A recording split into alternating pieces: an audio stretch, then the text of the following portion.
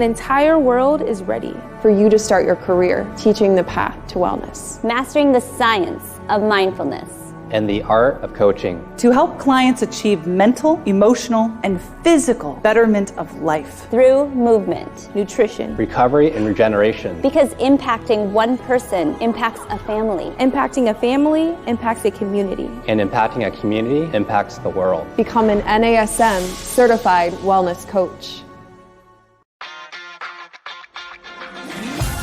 You're listening to the NASM-CPT Podcast with Rick Richey, the official podcast of the National Academy of Sports Medicine.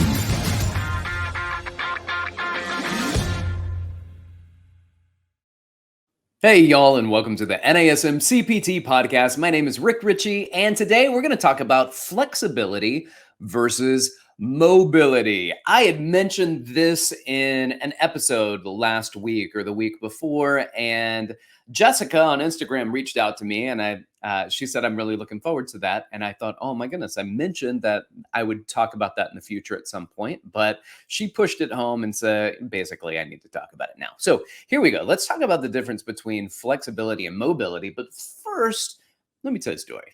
Back in the day when I was in school for massage therapy, we would practice as part of our program a type of massage called shiatsu. And we would treat people in shiatsu on the floor, so it would not be on a table like a typical massage that you may think about. So the teacher would often, and by often I mean always, have us go into a kneeling position called the seiza position. The seiza position is also known as your butt to your heels position. Well, the problem here is that after several surgeries on my right knee, and when I was just in high school and right out of high school, I could no longer sit back on my right heel. So I've had 2 surgeries on my right knee. The teacher thought I just needed to practice more. I just needed to practice and I would be able to get all the way down into that position. Well, that was not true. I did not have the mobility, and just kind of squeezing my body weight and trying to get my butt down to touch my heels while in a kneeling position, it wasn't cutting it. Now, if you were to try to check range of motion and passively move me through it, then be able to, my heel would be able to touch my backside, because it wasn't an issue with my quadriceps.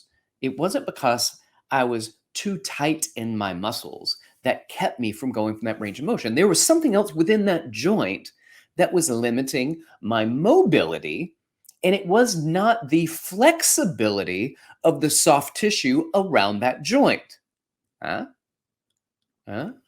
12 years later, which is currently, I still cannot go into this position in my Brazilian Jiu-Jitsu classes. We do our cool down. We sit into the seiza position, and I don't. I can sit down on one heel and my butt's popped up on the other side. I can't do it. But we talked about it a little bit. It's not because I don't have the flexibility. It's because I don't have the mobility. What's the difference? According to the NASM Stretching and Flexibility Coach course, which is an excellent course. I've gone through the entire course and I thought it was quite good. Mobility, quote, mobility should be used to describe joint motion. So mobility is what's going on within the joint. Flexibility speaks more towards the extensibility of the soft tissue, the myofascia. So these are going to go hand in hand anyway, but they are not the same thing. If I have arthritis in my knee and I have the range of motion, the flexibility within my quadricep to go into that butt to heel position, but I don't have the mobility within the joint to go into that butt to heel position, then foam rolling the quads and continually stretching the quads isn't what's going to get me there. What else? Think about the thoracic spine. A lot of times the muscles can limit range of motion. However, sometimes the joints are limited by other factors. The facet joints may be limited in their ability to move based on their capsules.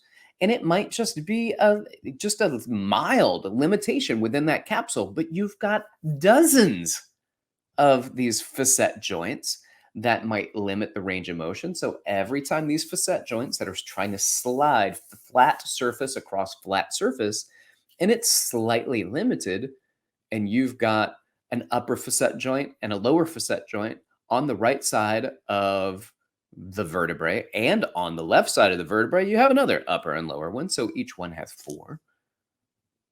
And then the facet joints that connect to the ribs as well. There might be some joint capsules that are limiting range of motion. So here's one of the things you might do. You can go into active range of motion. So it's a lying on your side, the side lying position, hand behind the head. I call them open books, right? So just opening up and actively rotating the thoracic spine. So that's active. That means through this active process, maybe we can loosen up some of the muscles and get them to go into a greater range of motion. However, when passive overpressure is involved, so let's say that I'm helping somebody and I might give a little overpressure, or I might have them twist and do a push up against the wall. So they're facing 90 degrees from the wall. So they're not facing the wall. They're turned so that, let's say we're going to do this. My right shoulder is facing the wall and my torso is facing inline, parallel with the wall if I were to walk forward. And then I just turn against the wall and I do a push-up. Well, that's going to create a pretty significant passive rotation in my thoracic spine, especially if I try to keep my hips squared straight ahead. Now, after I do that, this kind of overpressure, I don't think it necessarily was like, hey, let me increase the range of motion at the muscles, but it did move my joints through a greater range of motion. Now, if I go back down and practice my open books, I can get more active range of motion.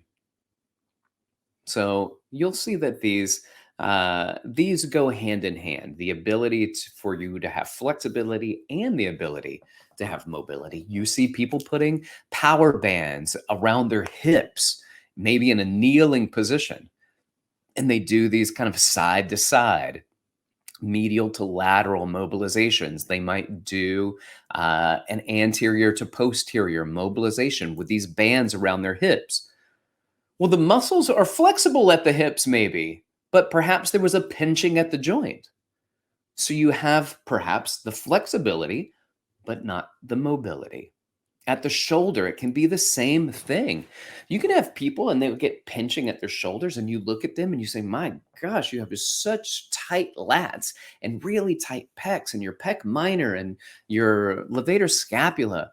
And these muscles that do upward rotation, the rhomboids at the scapula, they're tight and they're kind of want to be stuck in downward rotation instead of letting you go into upward rotation. Taking the arm overhead, you're limited in the amount of flexion or abduction at the shoulder. And that maybe there's a pinching there. And you address the flexibility concerns, and the mobility at that joint starts to go into a better movement pattern, a better arthrokinematic pattern. Remember, rolling, spinning, and gliding. So you might have somebody that has incredible flexibility. Let's say, for instance, and there's strength issues as well, right? So you can take somebody in an overhead squat and they put their arms overhead and it doesn't quite go overhead. And you say, oh, okay. We're not quite there yet. You're not overhead. And I can look through and I say, oh, you must be really tight, your pecs and your lats. But I have them lie down. I have them bend their knees so their feet are flat on the floor. And then I have them do a posterior tilt. So after they do a posterior tilt, I'll just have them lie down and see if they can straighten their arms out over their head. And sometimes people just flop, the arms flop right overhead. Range of motion isn't a problem. But in an overhead squat, they couldn't get their arms over their head. So maybe now strength is a problem with their mobility, not just flexibility. It's not a flexibility problem for them. It is a strength. It's the inability to move a range of motion that can go through passively, but you can't go through it actively. So what do? Well, I don't need to be going through joint mobilizations for somebody. That's not the issue. That's not what's wrong with them. What's wrong is that in this instance, there's not enough strength for that range of motion at a joint. Sometimes there's plenty of range of motion in flexibility. Soft tissue range of motion is fine, but they get a bit pinchy in the joint. Then that could be a capsule issue. That might be a mobility issue. And it's not up to us as personal trainers. We don't really do mobility stuff on our clients, but we can teach mobility things with bands to help kind of move the joint a little bit. And to generally what we see is that people are anterior, so that's forward, anterior and superiorly glided at the glenohumeral joint. So we might do sometimes a little depression. That's why you would see people where they would maybe hold a light weight, bend forward, and just kind of swing the weight in circles a little bit, almost like you're trying to reach away with that weight. And that can help do an inferior caudal glide. And then posterior, where you take a band, you can put it around the shoulder and just simply move the shoulder joint into flexion and extension while the band is posteriorly pulling at the top of the shoulder. So right at where the shoulder meets. Flexibility, mobility. These are some things that I think it's good for us to understand. And I hope that you found this really helpful. Flexibility is soft tissue extensibility around the joint, and mobility is more about the joint movement itself. And that is why when you listen to people talk about flexibility and mobility, you can get confused because sometimes people talking about it don't know what they're talking about. So make sure that you have an understanding of what it is, that you can hold other people accountable and say, well, is that a mobility problem? Is it a flexibility problem? Is it a stability problem? Is it a strength problem?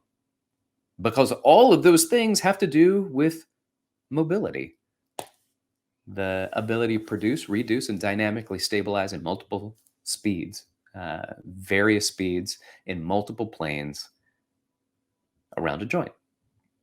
And we want to address that and acknowledge that. Now, with that said, if you've got questions for me, I'm going to ask you, reach out to me and let me know. You can reach out to me on Instagram at dr.rickrichey, or you can email me at rick.richey@nasm.org. Also, like, subscribe, share with other fitness professionals, and leave some comments if you find this helpful. I really appreciate it. Thanks for listening. This has been the NASM-CPT Podcast.